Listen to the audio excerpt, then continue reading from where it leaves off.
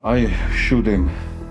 You shot him. Is that the first time you've somebody? So you would pull the pin on the grenade, let the spoon out, hold it for 1 or 2 seconds, and then throw it. Russia needs mercenaries. They know who. How do they recruit their fighters? If you saw the videos of Prigozhin going around to all of the penal colonies and recruiting prisoners, that only happened after 2022 for Russia's full-scale invasion of Ukraine. What are these guys getting paid?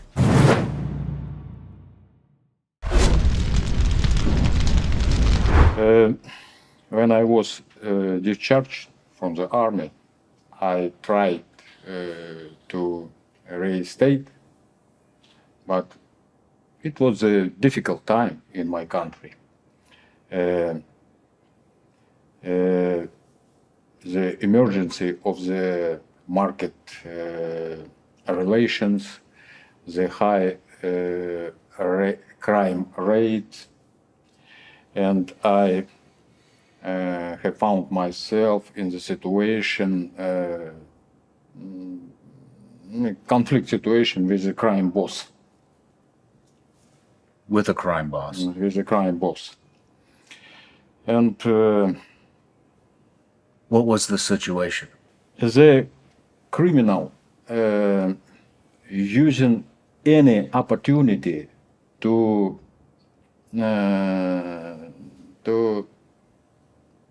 take some money from anyone. And this situation emerged on the empty place.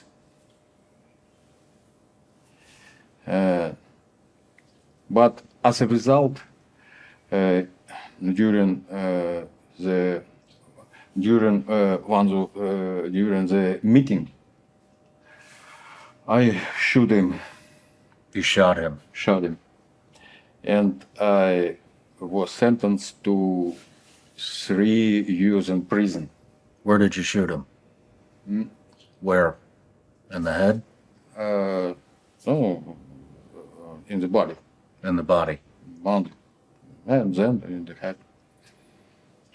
First in the body, and then in the head? First in the body, then head. Is that the first time you've killed somebody? No, the first time.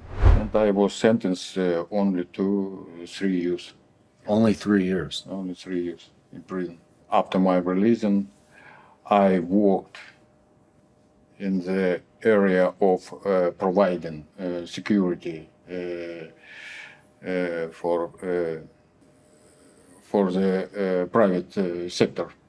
It's interesting that you would get picked up for private security after manslaughter.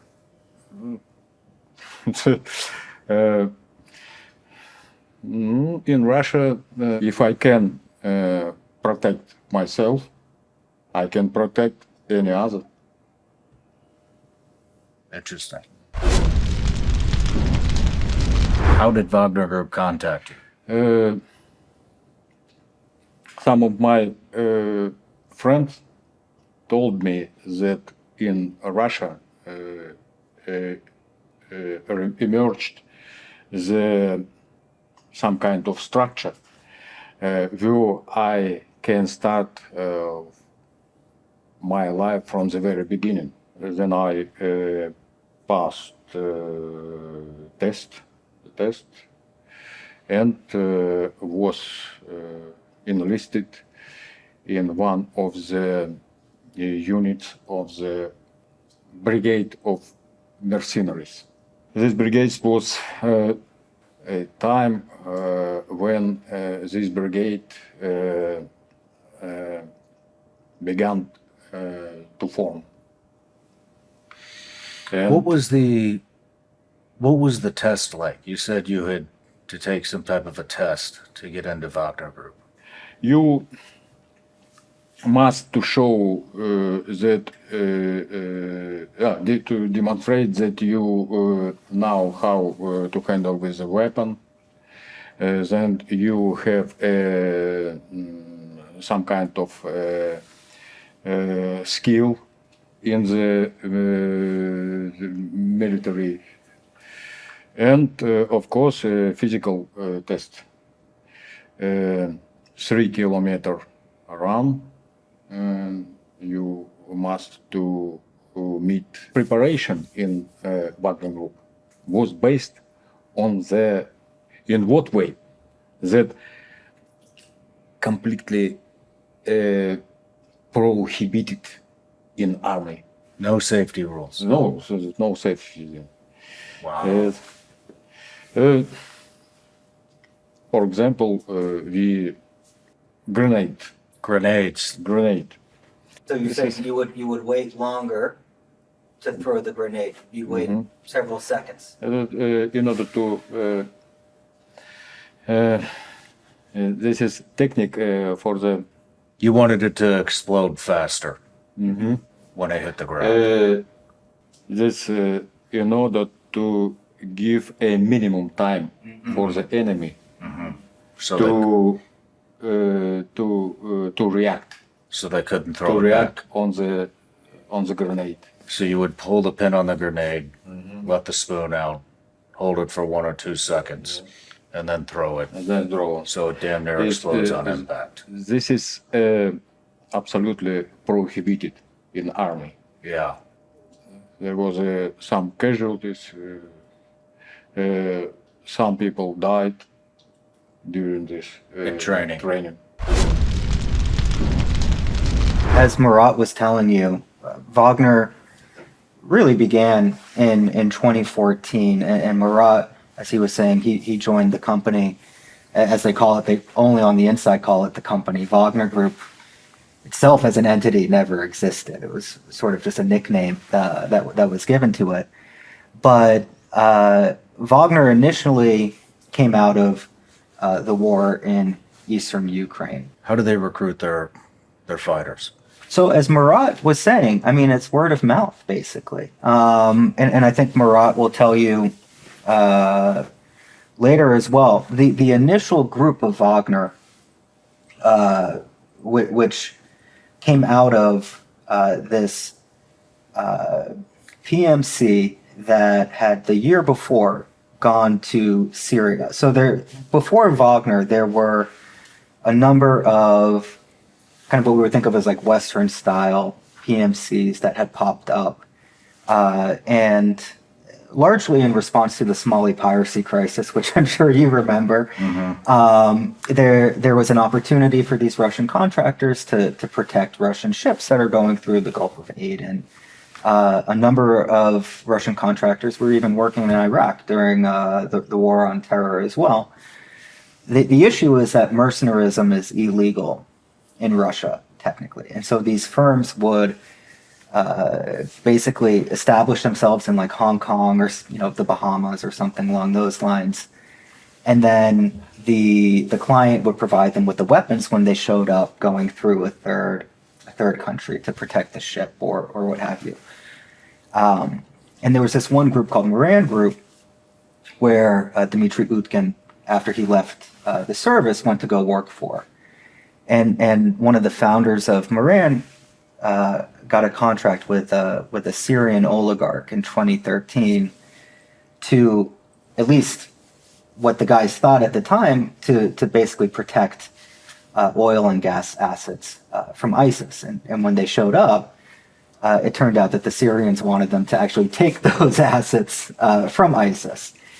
And there was almost like a little mutiny among the contractors, but they went ahead and they got ambushed.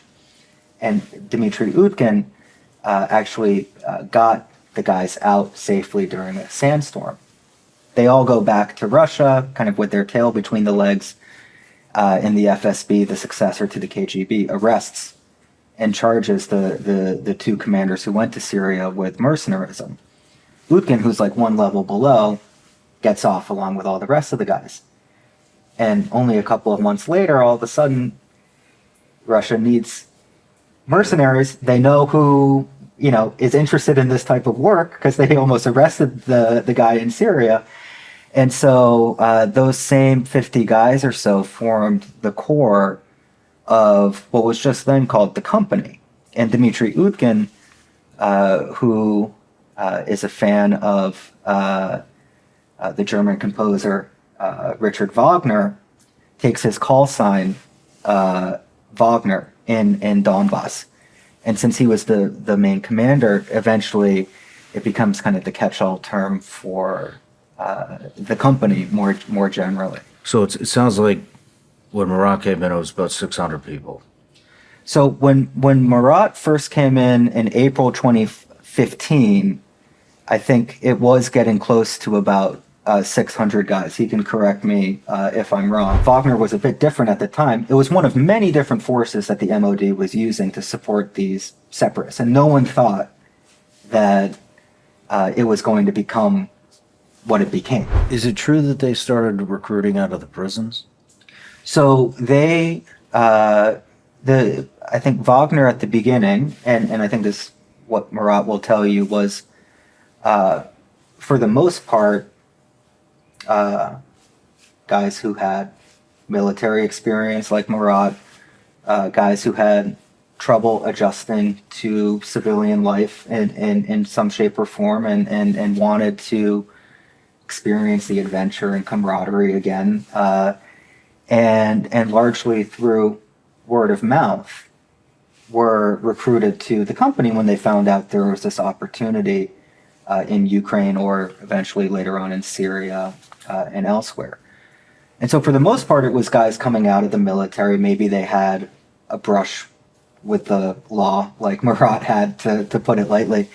But the full convict recruitment program, where if you saw the videos of Prigozhin going around to all of the penal colonies and recruiting prisoners, that only happened after 2022 for Russia's full-scale invasion of Ukraine. What are these guys getting paid?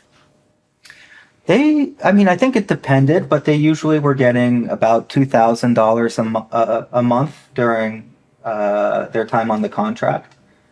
And so this is pretty good money in Russia for guys. So it's definitely a motivating factor. What is it developed into? I mean, they're in Africa. Yeah. They're in Ukraine. Yeah. Aren't they doing breweries? They're doing all kinds of stuff. Yeah. What all are they involved in? So what I think is interesting about this story, because Marat will tell you, this was very much a state-supported entity. But, and we can ask Marat as well. Again, I also don't think it could have become what it was if it weren't for the ambition of its founder, Yevgeny Prigozhin, as well. And so, kind of, if we look at what was happening in Ukraine in 2015, a lot of those units that the MOD was supporting after the ceasefire, they just kind of, dispersed, went home, didn't really do much after. But only a few months later, Russia's overtly intervening in Syria. There's nothing covert about it, right? It's a full, air campaign with the Russian military. And Prigozhin and Utkin are very much also lobbying to make sure that he gets his guys into there, because he has now this kind of force at his disposal. And what he's good at is trying to figure out, okay, I have this, now what do I do with it? Mm-hmm. And it was at this point where I think he saw the Blackwaters of the world, and he said, okay, I want to do kind of my version of this. And it so happened that Syria was going to be the next opportunity for him to do so. And so Marat was one of the first guys on the ground in Syria.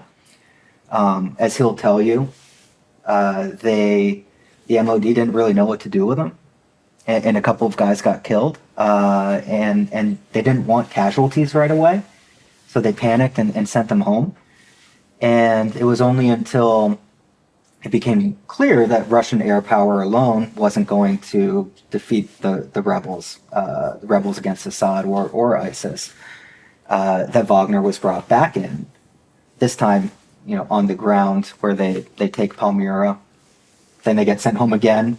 And then they get back in, and Marat will tell you all about the Battle of Kasham.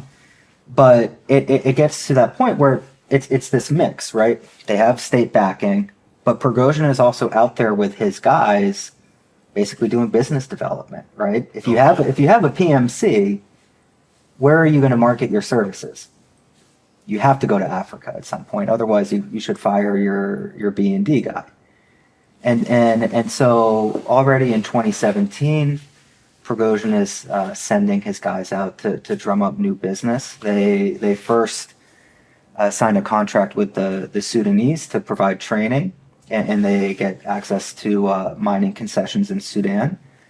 Then they show up in the Central African Republic, where there's really no other kind of competition from other Russians, and so Prigozhin is able to provide training. He offers his information warfare, because he has the troll farms, which were kind of very famous in the U.S. during the 2016 elections.